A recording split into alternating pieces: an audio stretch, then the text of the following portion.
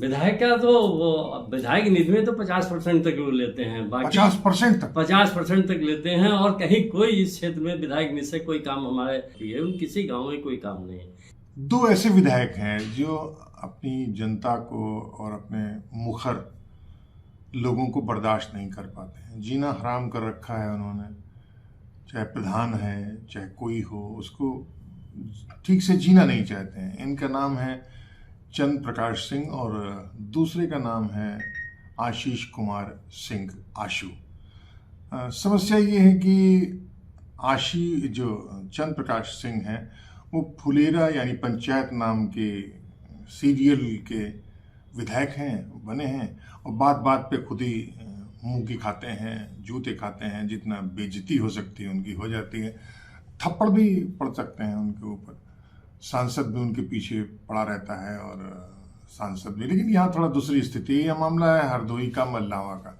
मल्लावा में एक विधायक हैं आशीष कुमार सिंह आशु। उन्होंने वहाँ के ग्राम प्रधान का जीना हराम कर दिया है। वो ग्राम प्रधान वो है जो तकरीबन 30 साल से वहाँ राजनीति में जुटा हुआ है, और जो काम विधायक नहीं कर पाए हैं वो इस पत्रकार ने किया है, उस प्रधान ने किया है। ग्राम के पूरी विकास का पूरा ध्यान रखे हैं, और अब तक पिछले साल के दौरान उन्होंने 18 करोड़ से ज़्यादा का काम अपने क्षेत्र में काम कराया है। हमारे साथ हैं नरेश दीक्षित जी। नरेश दीक्षित जी का बेटा खुद भी प्रधान है, और ठीक उसी पंचायत सीरियल के तरीके से, बन राकस के तरीके से, चंद्र प्रकाश विधायक के तरीके से उनके बेटे के जो प्रधान है उसकी ऐसी की तैसी कर रहे हैं। क्या मामला है नरेश जी? मामला कुछ नहीं, एक्चुअल में जो आशीष सिंह आशु है ये ब्राह्मण द्रोही है। जो जितने भी मल्लावा विकास खंड में ब्राह्मण ग्राम प्रधान है उनको सब कहीं वो परेशान करते हैं। इनकी ब्लॉक में बैठ के दलाली होती है। इनकी चाची इनके परिवार वाली ही ब्लॉक प्रमुख है। वो बाकायदा जिन जिन ग्राम प्रधानों ने इनको कमीशन देते हैं, इन लोगों को कमीशन देते हैं, बाकायदा इनका आदमी बैठ के वहाँ वसूली करता है। उन ग्राम पंचायतों को तो ग्राम प्रधानों को बजट भी मिलता है, उन ग्राम प्रधानों को काम भी करने दिया जाता है। और जो काम ग्राम प्रधान अपने तेज तर्रार किस्म के हैं, क्वालिफाइड हैं, पढ़े लिखे लोग हैं, वहाँ इनको काम करने की असुविधा होती। 6-6 महीना, 9-9 महीना, 1-1 साल सीएटी नहीं वहाँ ग्राम प्रधानों ग्राम सभाओं में जाते। इसी प्रकार ग्राम पंचायत गंज जलालाबाद सबसे विकसित ग्राम पंचायत है, गंज जलालाबाद मल्लावा विधानसभा क्षेत्र की, और हम कहें कि जनपद की, जहाँ प्राथमिक स्वास्थ्य केंद्र सरकारी बना है, पानी की टंकी कंटिन्यू बनी हुई है, और कंटिन्यू जनता को पानी निःशुल्क दिया जा रहा है। राष्ट्रीय शिक्षा मिशन के अंदर 2-2 विद्यालय बने हुए हैं, जिसमें लड़कियों को, छात्राओं के लिए अलग है, छात्रों के लिए अलग है। पावर हाउस बना है गांव की समस्या दूर करने के लिए। ये नगर पंचायत स्तर का गांव है, वहाँ इतने काम हुए हैं तो आज तक कभी काम नहीं हो पाया। वहीं उसी ग्राम पंचायत का मेरा बेटा जिसने MBA क्विंसलैंड यूनिवर्सिटी लंदन से किया था, वो वहाँ का ग्राम प्रधान है। अब उसके ऊपर अनायास गलत इनलीगल आरोप लगा कर कहीं जांच कराएंगे, कहीं सिक्योरिटी को नहीं रहने दो, तो गांव की जो मूलभूत समस्याएं हैं उनका समाधान नहीं हो पाता है। लेकिन हम लोग फिर भी प्रयास करते हैं गांव की समस्याओं का समाधान करने के लिए, लेकिन इनकी ओर से लगातार यह प्रयास रहता है। और वो भी विश्व हिंदू परिषद में है और संगठन में है, बीजेपी के सक्रिय कार्यकर्ता है, लेकिन इनको आशीष सिंह आशु को वो बीजेपी को भाता नहीं। जो इनके कमीशन क्या चलता है विधायक का?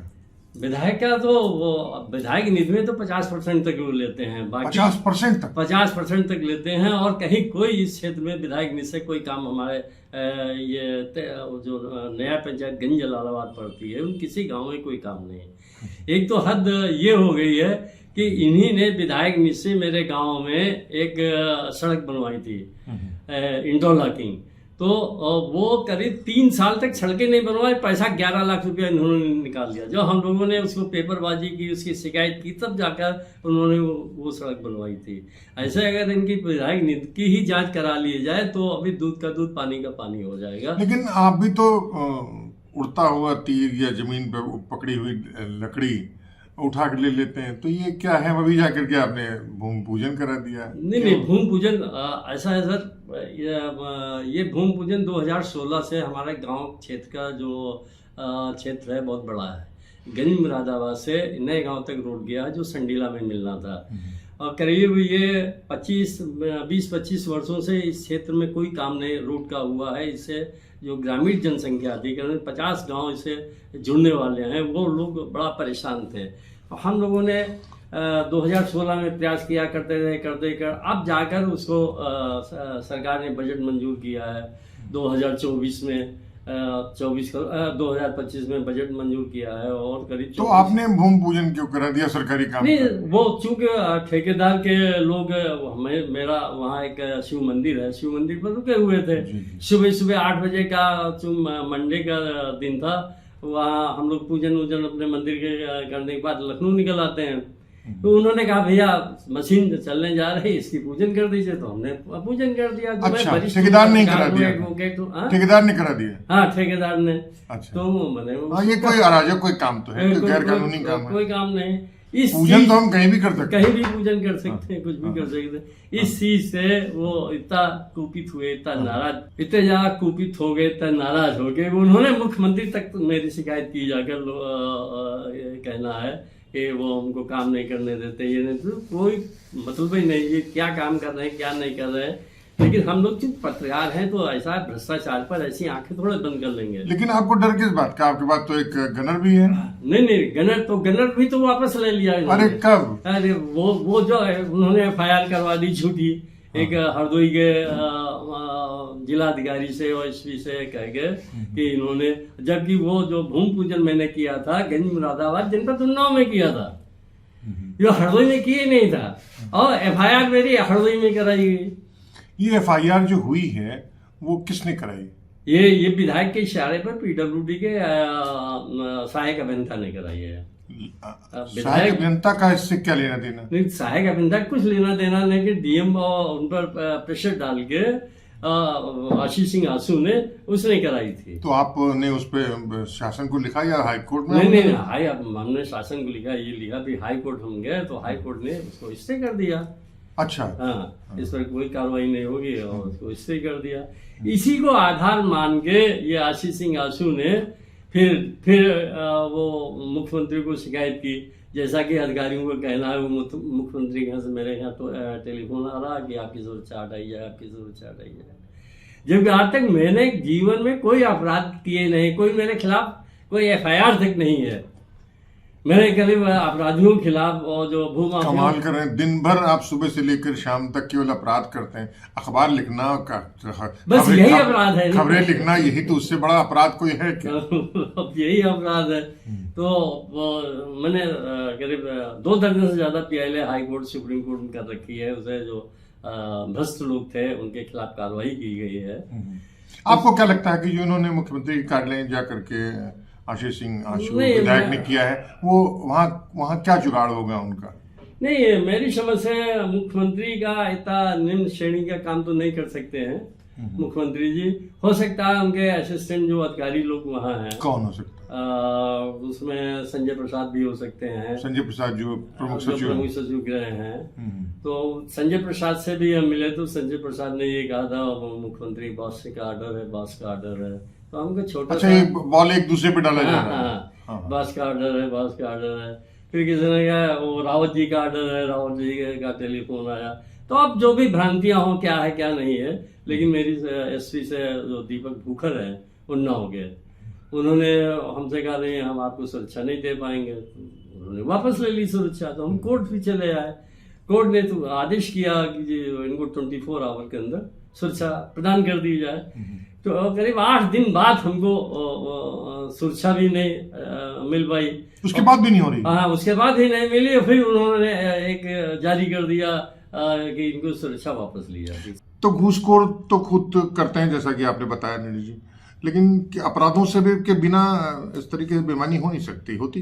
नहीं, अपराधियों का तो ये संरक्षणदाता है। कैसे संरक्षणदाता ये हमारे क्षेत्र में एक कुलदीप पटियार नाम का अपराधी है, जो हाई कोर्ट से 20 साल की सजा हुई थी और जमानत पर वो बाहर आया और अभी जमानत पर बाहर है, तो उसको ये संरक्षण देते हैं। और वो संरक्षण का कारण ये हुआ कि उस क्षेत्र में ये साधन सहकारी समिति थी, उसको जबरदस्ती अध्यक्ष बनवा दिया गया। वो चुनाव भी नहीं कराया गया, वहाँ का चुनाव नहीं कराया गया, उसको बना दिया गया। तो जो पांच कत्ल किए हो उसको आप संरक्षित करते हैं, तो ये अपराध को संरक्षण देना नहीं तो और क्या है। इसी प्रकार का एक बार सतीश महाना 2024 में आए थे, एक अपराधी से बाकायदा उन्होंने माल्यार्पण कराया जो हिस्ट्री सीटर था। उसको उसके सब मेरे पास रिकॉर्ड है।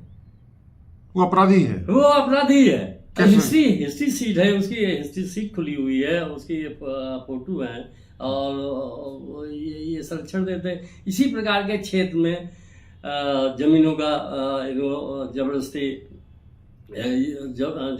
जबरदस्ती अपने आदमियों के नाम से लिखवा लेते हैं, दूसरे लोगों के नाम से लिखवा देते हैं और कब्जा इनका होता है। तो इस प्रकार से वहाँ के जो भू माफिया हैं, असली भू माफिया तो ये विधायक हैं। ये मल्लामा, माधवगंज, बिलग्राम, सब कहीं इन्होंने ग्रामीण क्षेत्रों में या नगरीय क्षेत्रों में सब जमीनों पर इन्होंने कब्जा कर रखा है। और इनके खिलाफ डर के ये भौकाल दिखा के कि हम भाजपा में हैं और मुख्यमंत्री के बहुत हम निरस्त हैं और पार्टी के बहुत निरस्त हैं, इसलिए कोई जनता मुंह नहीं खोलती है। तो अब हालत ये है कि तकरीबन 35 साल तक प्रधान के पूरी बागडोर संभालने वाले नरेश दीक्षित के पिताजी भी वहाँ पर रहे विधायक, उनके पिताजी भी प्रधान रहे, उनकी पत्नी भी नहीं। पत्नी के बाद उनकी जब मृत्यु हुई तो उनका लंदन का MBA किए हुए लड़के ने उस समाज कल्याण के लिए पूरा कदम उठाया और गांव को सुधारने के लिए खुद ग्राम प्रधान का चुनाव लड़ा। इसके बावजूद अब हालत ये है। तो ऐसे माहौल में जहां योगी राज में जहां पर कुछ लिखना और पढ़ना या अपनी आवाज़ को उठाना जहां एक अपराध बन चुका है, वो तो अपनी जगह पर है ही है, लेकिन साथ ही साथ उनकी सुरक्षा का जो मसला है वो 8-10 दिन तक हाई कोर्ट के आदेश के बावजूद सुरक्षा न मिल पाना नरेश दीक्षित को ये साबित करता है कि न्यायपालिका भी अपने पैरों पर अब ठीक से खड़ी नहीं है या उसके भी घुटने भी 2 इंच कम हो चुके हैं। तो ये है नरेश दीक्षित जी। अगली बार फिर दूसरे मसले पर किसी दूसरे लोगों के साथ और फिर किसी दूसरे स्थान पर हम फिर हाजिर होंगे। तब तक दुलती लेकर कुमार को इजाजत दीजिए।